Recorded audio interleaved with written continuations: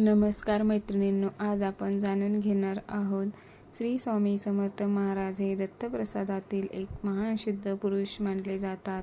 अक्कलकोट स्वामी समर्थ म्हणून ते सर्वत्र प्रसिद्ध आहेत. संकटात सापडलेल्या भक्तांना मार्ग दाखवणे, मनाला शांतता देणे आणि श्रद्धेने केलेले उपासनेला फळ देणे असाच एक भक्ताचा अनुभव आहे. स्वामी समर्थांचे 3 गुरुवार व्रत हे लहान प्रभावी व्रत मानले जाते. विशेषतः संकट निवारण, मनोकामना पूर्ती, आरोग्य, अभ्यास, नोकरी, कौटुंबिक प्रश्न अशा कारणासाठी हे व्रत केले जाते. व्रत करण्यापूर्वीची तयारी. नंबर 1. श्रद्धा आणि संकल्प करावा. व्रत करण्यापूर्वी मनात पूर्ण श्रद्धा असणे आवश्यक आहे. कोणत्याही भीतीने किंवा केवळ ऐकून हे व्रत करू नये. पहिल्या गुरुवारी स्वामी समर्थांना मनोमन सांगावे की, हे स्वामी समर्थ, मी अमुक कारणासाठी 3 गुरुवार व्रत करीत आहे. माझ्या व्रतामध्ये काही चुका झाल्यास त्या क्षमा कराव्यात. नंबर 2. व्रत कधी सुरू करावे. कोणत्याही शुभ गुरुवारी व्रत सुरू करता येते. शक्यतो शुक्ल पक्षातील गुरुवार अधिक शुभ मानला जातो आणि सलग 3 गुरुवार हे व्रत करायचे असते. व्रताचे नियम कसे पाळायचे. 3ही गुरुवार शक्यतोवर शुद्ध शाकाहारी भोजन करावे. सिगारेट, तंबाखू, दारू वगैरे मांसाहार पूर्णपणे टाळावा. खोटे बोलणे, वाद, राग, शिवीगाळ टाळायचे प्रयत्न करावा. मन, वाणी आणि कृती स्वच्छ ठेवावी. शक्य असल्यास ब्रह्मचर्य नक्की पाळावी. व्रतासाठी लागणारे साहित्य जाणून घेऊया. त्यासाठी लागणार आहे स्वामी समर्थांचा फोटो किंवा मूर्ती, पिवळे किंवा भगवे वस्त्र, हळदी, कुंकू, अगरबत्ती, दिवा, धूप, फुले झेंडूचे असल्यास खूप छान. आणि नैवेद्यासाठी काय लागणार आहे. साखर, गूळ, चणे, फुटाणे आणि केळी किंवा इतर फळ पण चालते, पाणी.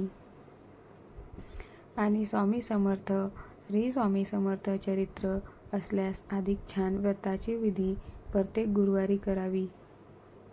नंबर 1. सकाळची तयारी. लवकर उठून अंघोळ करावी. स्वच्छ कपडे परिधान करावे. घरात किंवा देवघरात स्वामी समर्थांचा फोटो स्वच्छ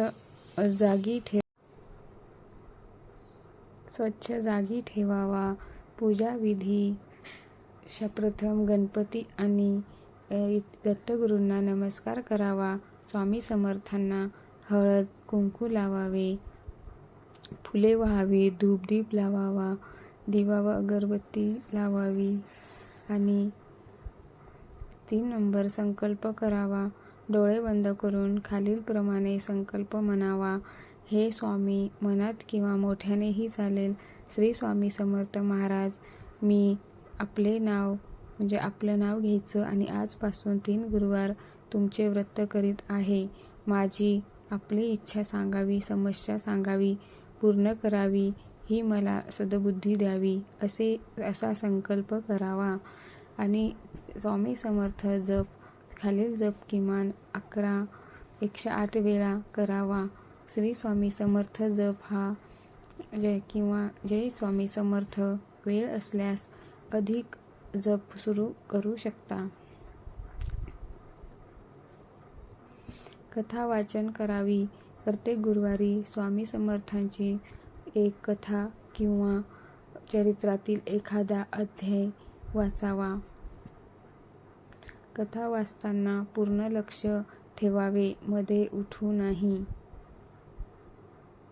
नैवेद्य कसा दाखवावा. तर पूजा पूर्ण झाल्यावर स्वामी समर्थांना नैवेद्य दाखवावा. नैवेद्य साधा असावा. उदाहरणार्थ गूळ, चणे, साखर, फळ. नैवेद्य दाखवताना म्हणावे, हे स्वामी समर्थ, हा माझा भाव स्वीकारावा. आणि उपवास कसा करावा. पूर्ण उपवास शक्य नसेल तर फलाहार, दूध, पाणी ही चालते. संध्याकाळी नैवेद्यानंतर हलके भोजन घेऊ शकता. तीनही गुरुवार काय करायचे, काय विशेष करावे तर पहिला गुरुवार व्रताची सुरुवात करावी. मन स्वच्छ ठेवण्याचा संकल्प करावा. अधिक जप व प्रार्थना करावी. दुसरा गुरुवार विश्वास वाढवणे किंवा नकारात्मक विचार टाळणे आणि शक्य असल्यास एखाद्याला मदत करणे. तिसरा गुरुवार कृतज्ञता व्यक्त करणे, स्वामी समर्थांचे आभार मानणे आणि व्रत समोपराची तयारी, व्रताचं उद्यापन समारोप. तिसऱ्या गुरुवारी विशेषत पूजा करावी. उद्यापन विधी कसा करावा? स्वामी समर्थांची पूजा करावी. 108 वेळा जप करावा. नैवेद्य दाखवावा. शक्य असल्यास 5 किंवा 11 लोकांना प्रसाद द्यावा आणि गरजू व्यक्तीस अन्नदान करावे. उद्यापन करताना म्हणावे, हे स्वामी समर्थ, माझे व्रत पूर्ण झाले. माझ्यावर सदैव कृपा ठेवावी. आणि व्रत करताना घ्यायची काळजी, कोणतेही चुकीचे कर्म झाले तर माफी मागावी आणि व्रत मध्येच सोडू नाही. अडचण आल्यास मनात स्वामी समर्थांना सांगावे. अहंकार टाळावा. व्रताचे फायदे आणि भक्तांचा अनुभव हा मानसिक शांती आणि आत्मविश्वास वाढवतो. संकटातून मार्ग मिळतो. सकारात्मक ऊर्जा वाढते आणि मनोकामना पूर्ण होण्यास मदत मिळते. महत्त्वाची टिप्स काय आहे बघा. स्वामी समर्थांचे व्रत हे श्रद्धेवर आधारित आहे. यात अंधश्रद्धा न करता चांगले विचार, सदाचार आणि संयम हेच खरे व्रत मानावे. स्वामी समर्थ नेहमी म्हणतात, भिवू नकोस, मी तुझ्या पाठीशी आहे. जर तुम्हाला व्हिडिओ आवडला असेल तर लाईक, शेअर, सबस्क्राईब करा आणि कमेंटमध्ये सांगा कसा वाटला. श्री स्वामी समर्थ कमेंट करायला विसरू नका. धन्यवाद.